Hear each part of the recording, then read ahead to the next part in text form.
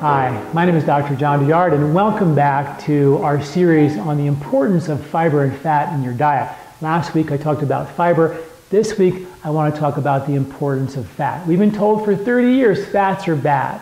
Now we know that fats are critically important. Hunter-gatherers tripled their brain size when they started eating more fat, animal fats in their diet. Many researchers believe that the evolution of man came from the introduction of more fats, of which the brain is 40% fat. Cholesterol is turning out to be not so bad after all. In fact, really good studies in the New England Journal of Medicine and Lancet are showing that higher fat diets are actually better for your heart. In one study showed that people who had the higher levels of cholesterol actually had better cognitive function as they aged.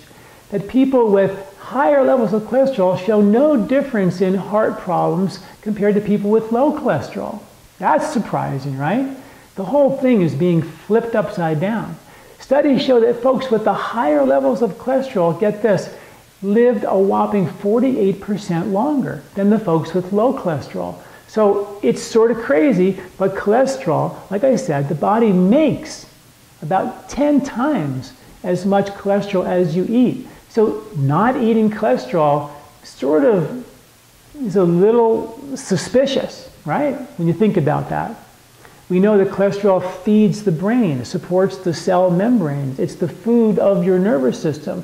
Cholesterol is critically important for the production of one very important thing called bile.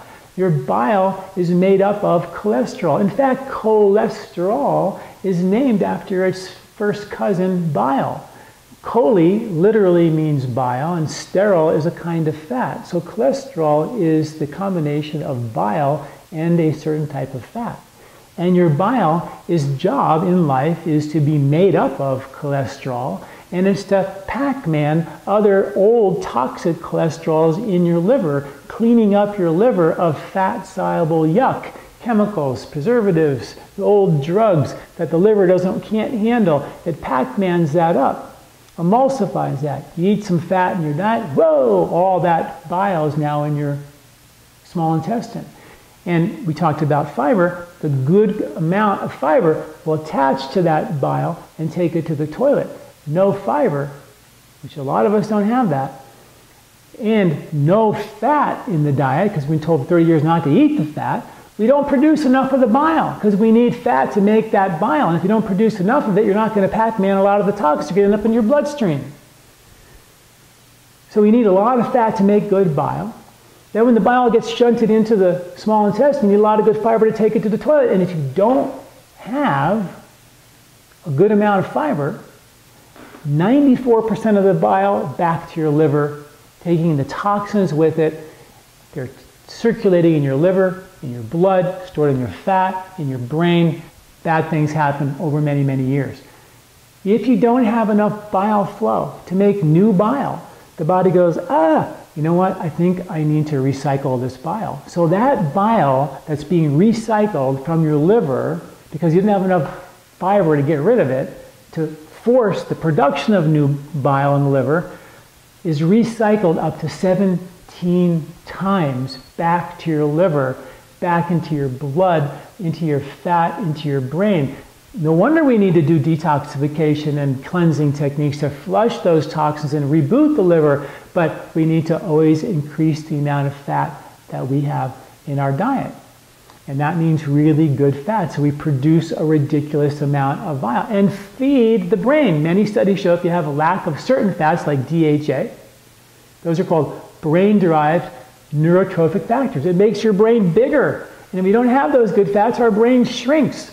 So we have to make sure that we're getting good amount of high-quality fats in the diet.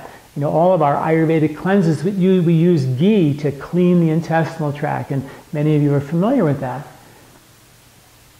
Turns out that your intestinal wall makes its own ghee. That's how much it loves it, how important the ghee is. Your intestinal tract makes its own butyric acid, which is how butter got its name. Butter was named after butyric acid.